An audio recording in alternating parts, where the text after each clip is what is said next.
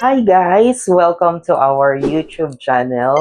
Today, rest day natin pero hindi muna tayo gagala kasi alam mo na, Christmas season and nakakatamad gumala kasi ang daming tao sa labas tsaka napaka-traffic. So ang gagawin natin, magluluto na lang tayo or gagawa tayo ng dessert for Christmas. Manggagaya na lang tayo ng dessert. Napanood lang namin sa online. So, ang gagawin natin is crema di fruta. Crema di fruta.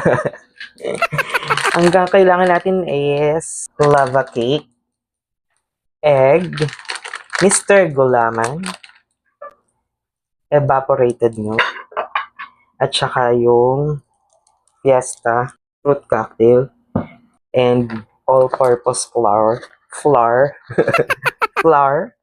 and butter. Actually kasi 'di ba nakakuha kami ng fruit salad package. So nakakasawa naman yung fruit salad package na lang lagi pag hinahanda. So gawa naman tayo ng unusual na hinahanda natin sa Pasko. So let's start. Yung egg natin, kukunin lang natin yung egg yolk. I-separate natin yan siya.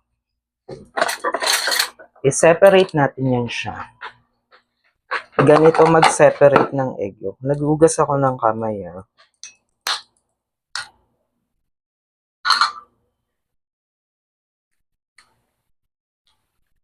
Let me know kung tama itong ginagawa ko. Oh. Yan. Diba? Napakatrabaho pala. Parang nagsisisi na ako na gagawin ko siya. Parang nagsisisi na ako ngayon. At nakalimutan ko, meron pala tayong sugar tsaka pusa. Dapat yung pusa kulay orange siya. Pag ibang kulay, hindi yan masarap. Diba, no, chika? May audience pa ako dito. Diba naman yun? Yan. Pangalawang egg. Ay! Oh, pakak. Perfect. Okay na ba to?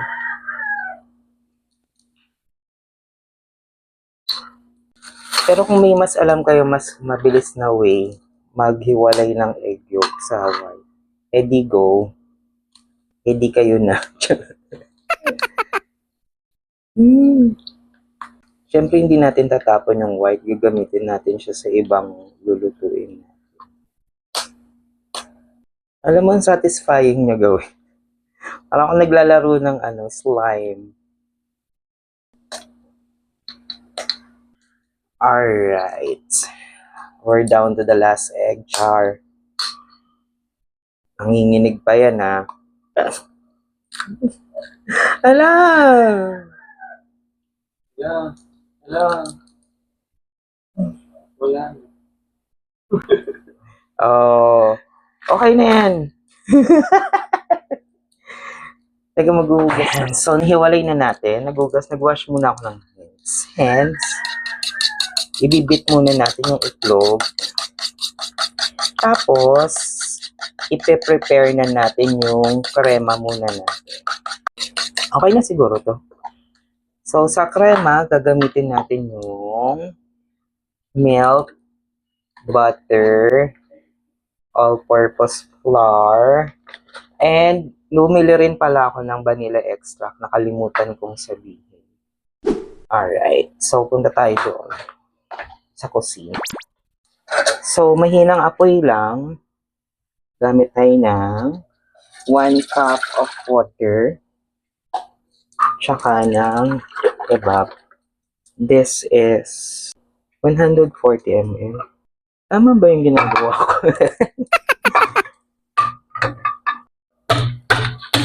Siyempre, 2 butas para lumabas siya. Evaporated milk. Yan. Tapos, ilalagay na rin natin yung sugar. Tsaka butter. Counting butter lang. Tapos, mamaya na yung all-purpose flour pag kumulo na siya. Tapos, yung 6 pieces ng egg yolk.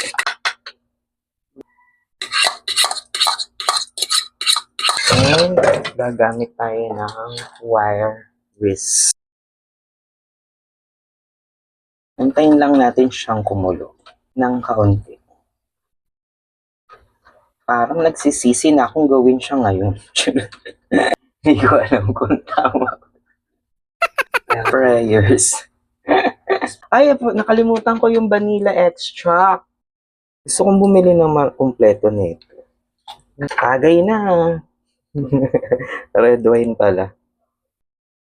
Ang bango. Kaunti lang. Ay, Konti ba yun? oo, kaunti lang. 1 teaspoon ng charot. Vanilla extract. Ayan, umiinit na siya. Umuusok na, nakita nyo. Nakita nyo, pati ulo ko umiinit na. Cherries. At dahil umiinit na siya, ganda ng bracelet ko. Diba? Ganda ng charm bracelet ko. This is from, may lalagay kayong picture. Tapos lalagay na natin yung all-purpose flour. Halu-haluin lang natin siya hanggang makuha natin yung gusto nating consistency. Wow! Until it get thicks. Thicks? Thick? Ang daming thick. Pag may kumakapit na yan, sabi.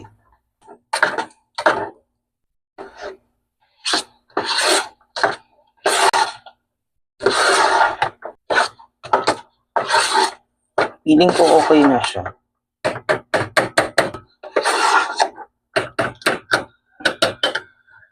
Okay na siguro siya. So, habang kinu-cool down natin yung kalim natin, gagawin muna natin yung base. Alam ko, nag-experiment nito sa school. Ang ganda na lalagyanan ko, di ba?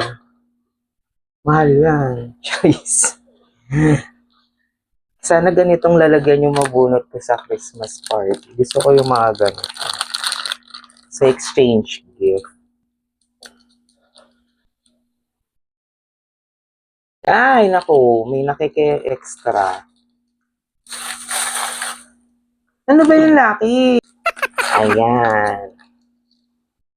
So, ganyan. Pero ipa-flat pa naman natin yan para makover niya lahat. Dami kong audience dito eh. Audience impact.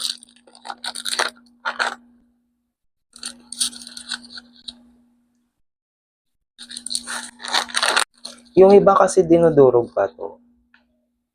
Para mag-ano siya. Sakto. Ako itatry ko na lang ito. Kasi tinatamad ako. Parang kulang. Sa mga gustong tumikim, punta lang kayo dito sa bahay. Charis. Ayan. Gagawin natin isang layeran lang. Layeran. Ipa-flat natin. May ginagawa. Ipa-flat ko lang siya para ma-cover niya lahat. Nagugas naman ako kami. Ito na yung base ng cake natin. Crema de fruta. Charan!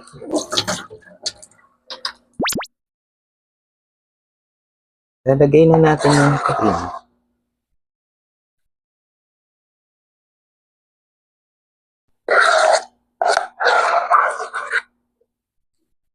Wow, ang sarap ng maha, Charis. Tingnan natin siya.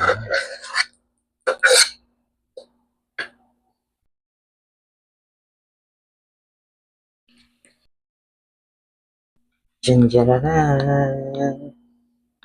Oh, may extra na naman over there. Thank you nga pala sa audience ko, sa mga supporters ko dyan. Nandiyan si Ikaykay. Wait lang, Ikaykay. Matitikman mo rin ang crema de fruta ng mama. Papalitadahan lang natin siya, guys. Yeah. Para ka lang nagsisimento. Alright. Then, itatoppings na natin yung fruit cocktail. Pero hindi natin tatapon yung syrup kasi gagamitin pa natin. So, i-drain lang natin yung fruit cocktail.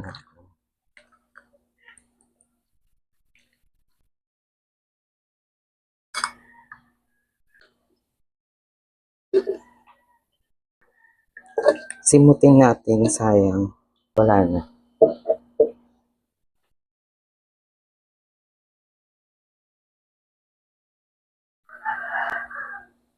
Itatabi muna natin to.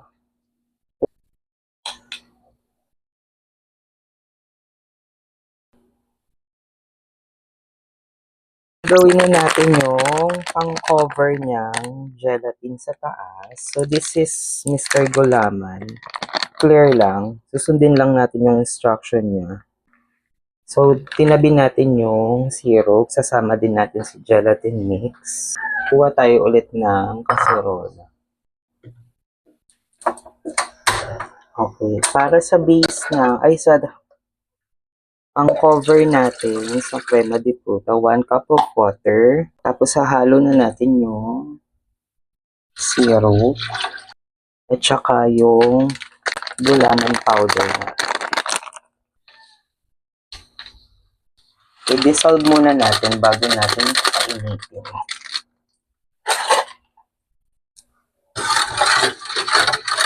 Wala pang apoy ito Dinidissolve ko pa lang yung gulaman powder. Tapos, lagyan na rin natin yung sugar. Saka na natin siya pakuluan. Hindi naman siya kailangan yung kulong-kulong. Palamigin muna natin. Kasi baka sumabog yung lalagyan niya.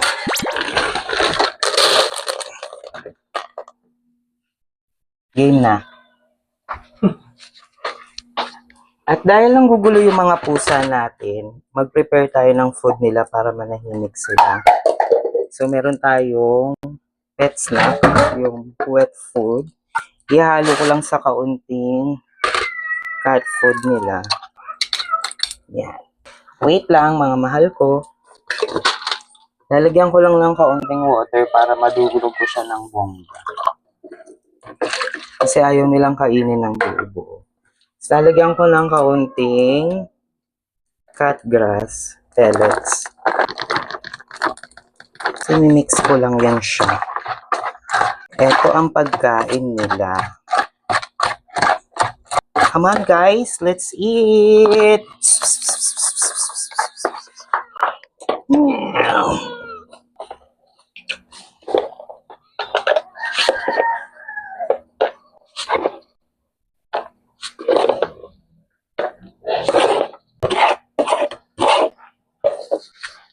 Patiently waiting ang kokachin ko. At si Rocky. Si Lucky. Isa si Bullet. There. Di na nahimik sila. Ayan. Tapos, ipo-pour lang natin itong ginawa nating syrup sa crema di fruta. Enough to cover. Wala. Aapaw. Sakto.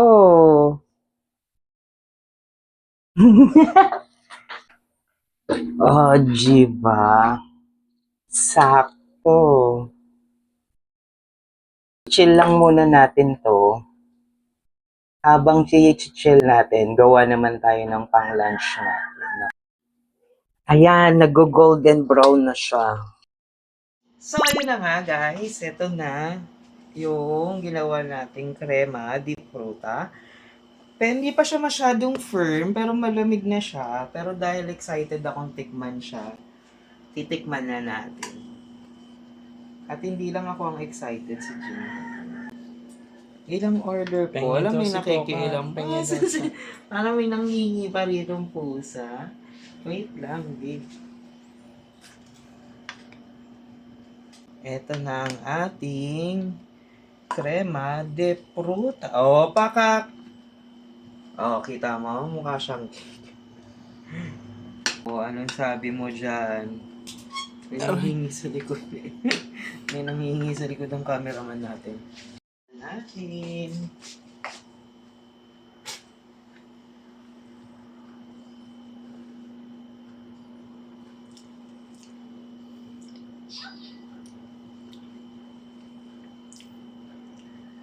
Hanggang.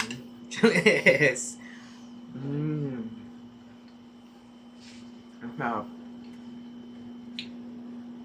Hindi siya masyadong matamis. I love it.